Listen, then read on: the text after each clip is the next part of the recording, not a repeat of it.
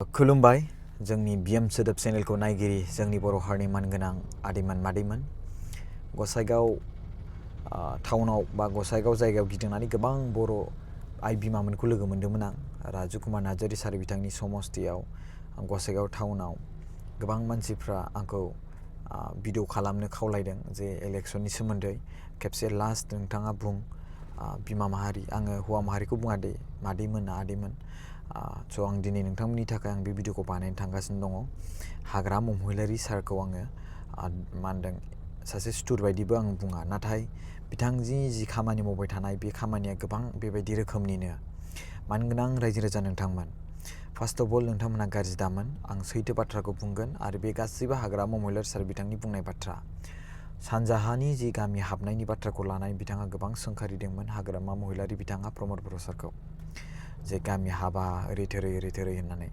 आरो बिथाङा थांनाय 2020 मायथाइयावबो गोबां बाथ्रा बुंनानै गुबुन गुबुन जातिफोरखौ बिथाङा दावहा खालामनायनि बा इउ पिपल दोलोजों एगेन्स्टनि खामानि बाथ्रा बुंबोदोंमोन नाथाय मानगोनां प्रमद बर' सारा बैफोरखौ सौसिनानै सरकार दाबोदों आरो बिथांनि जि बुंनाय बाथ्रा बेफोर सोब गासिबो फैमाल मानो होनबा बिथाङा बुंनाय बायदि जेबो खामानि मावाखै नाथाय प्रमद बर' सार बिथाङा गोजोनैसो दालांदों आरो गोजोनैसो खुंलांदों बिटिआर सरकारा बड'लेण्ड ओनसोलखौ बिथांखौ बुंदोंमोन जे बिथाङा फेल जागोन गामि सोसननाय मानाय गामि हाबा थाबा होनना बुंदों नाथाय गामिया हाबबाय दिनै आं मोनसे जायगायाव आं थाथ'नानै भिडिअ बानायदों नोंथांमोना दा नायगासिनो दङ आङो दा बे जायगानिफ्राय बानायनानै आपल'ड खालामनानै आङो भट होनो थांगासिनो दङ आंनि समस्तिया रौता आरो आं नोंथांमोनखौ बुंगोन आं गोजोननि थाखाय भट होगोन नोंथाङा मानि थाखाय भट होगोन गोसोखौ साननानै नाय हाजार बर' सुबुंफ्रा थैदोंमोन मुभमेन्टनि थाखाय नाथाय बै मुभमेन्टनि फिथाइ महरै मोननाय बिटिआर रेकर्डखौ नेवसिग्रा सासे सोद्रोमाया जाबाय हाग्रामा महिलारि सार बिथाङा फंसे बाथ्रा बुंदोंमोन जे बिथाङा चिफ जायोबा बिटिआर रेकर्डखौ इमप्लिमेन्ट खालामा होननानै बेसेबां लाजिनांथाव बाथ्रा बेसेबां दुखुनांथाव बाथ्रा जेब्ला आं पान्जाबाव फरायदोंमोन अब्ला बिथांनि बुंनाय बाथ्राफोरखौ आं खोनानानै गोबां दुखु मोनोमोन माबायदि बिमानिफ्राय जोनोम जानायमोन 110 खोन्दो बड'लेण्ड जाया होननानै बिथांनि बाथ्रा बुंनायाव पइन्ट दं नैबे मोनसेया जे बड'लेण्डखौ सामलायनो थाखाय जोंनाव आइपिएस गैया बायदिसिना होनना बुंदों नंगौ गैया नाथाय नोंथाङा बे आइपिएसखौ मानो बानायनो थाखाय सोरजिनो थाखाय नोंथाङा मानो माखासे मिशन माखासे स्किम बानायाखै जेरै मानगोनां प्रमद बर' सार बिथाङा बड'फा UN सुपार 50 मिशननि दारै बानायदों बिथाङा बर' हारिनि थामोनथा बर' हारिनि रैखाथि बर' हारिनि फिसाफोरखौ जौगाहोनो थाखाय बे मिशनखौ बानायदों लोगोसे बड'फानि मुंखौबो प्रम'ट खालामदों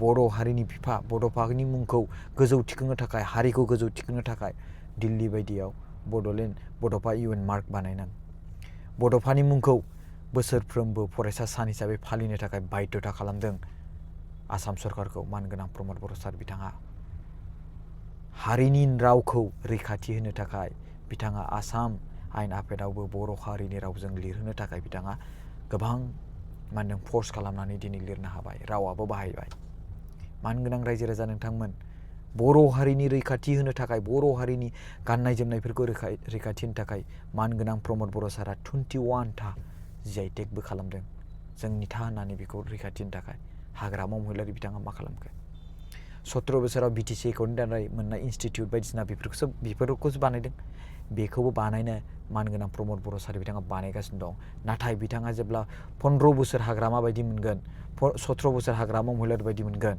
अब्ला बिथांनि लुफुंनायखौबो नुजोबगोन आं नोंथांमोननि सायाव मोनसे बाथ्रा बुंनि BTC सेक्रेटारिनि गेटखौनो बिथाङा 17 बोसोराव लुफुंजोबनो हायाखै नाथाय मानगोनां प्रमद बर' सार बिथाङा बे 5 बोसोर नङैयावनो बिथाङा नोंगौसो बुंनो हागौ बेखौ 5 बोसोर होननानै नाथाय 2 बोसोरानो कर'ना भाइरास थांदों रायजो राजा नोंथांमोन मोजां गोसोआव खोनासं गोसो होनानै खोनासं नोंथांमोना साननो हागौ बिथाङा माबा माबि मोनदों बिनि थाखायनो बुंदों नङा सैथोखौसो बुंदों आं बुंनाया बानायनाय नङा बिथांनि बुंनाय बाथ्राखौ बुंदों आरो आं नुनाय बाथ्राखौ बुंदों कारिगावनिफ्राय लानानै क'क्राझार टाउनसिम गुवार लामा बानायगासिनो मानगोनां प्रमद बर' सारनि दैदेननाय सरकारा बेखौ नोंथांमोना जाफुंजानो लुबैगोन ना लुबैया जाफुंसार जानो लुबैगोन ना लुबैया मा होनदों रुपसि एयारपर्टखौ गुरुदेब कालीचरण ब्रह्मनि मुं बानायबाय मानगोनां रायजो राजा नोंथांमोन आरो गसाइगाव टाउनाव गोबां मा होनदों रेलवे स्टप खालामनानै होबावबाय मानगोनां प्रमद बर' सारा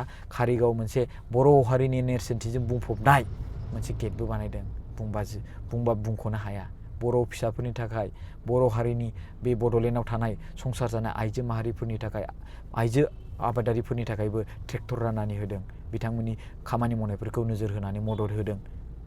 लोगोसे माइनाव सोरां बिथांखिनि दारै सेल्फ हेल्प ग्रुप हिसाबै 75,000 रां होनायनि मोनसे बाथ्रा होदों आरो लोगोसे 25,000 रां होदों। बे 75,000 रांखौ नोंथांमोना मोनजोबफुंजोबनो लुबैना लुबैयाखै मादैमोन आयंमोन नोंसोर मोनजोबनो लुबैना लुबैयाखै? हाग्रामा महिलाया मालाबा बिदि होदों नामा? होआखै। बे पइन्टफोरखौ नाय। आं बिराद बुंबा हाबावो नाथाय बांद्राय बुङोब्ला नोंथांमोना मा होनदों हाग्रामा महिलारि फारसे बांद्राय मा जागोन एगेन्स्ट जागोन, बांद्राय एगेन्स्ट जागोन। बिथाङा सोर होननानै।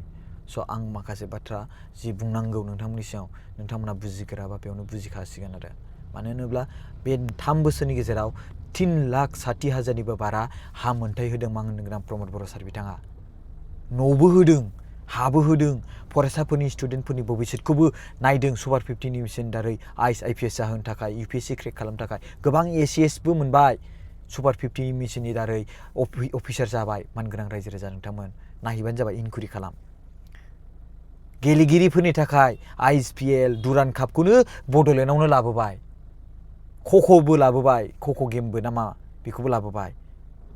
मा होनो बड'लेण्ड CM कापबो बानायबावबाय गेलेगिरिफोरनि थाखाय, गेलेखावरिफोरनि थाखाय जे बिथांमोनहाबो भबिसत जाथों हलिचरन नार्जारीमोन बायदि। मा बुंबावगोन आं बेखौनो बुंबाय। गोजोनाबो जादों, जौगानायाबो जादों, जोंनि भबिसतखौबो नायदों, सान्थिबो जादों। बै सोद्रोमानो भट होआलासिनो थायोब्ला नोंथांमोना गावखौनो गाव थगायना लानाय जागोन। मानगोनां रायजो राजा नोंथांमोन गोसोआव लाखि।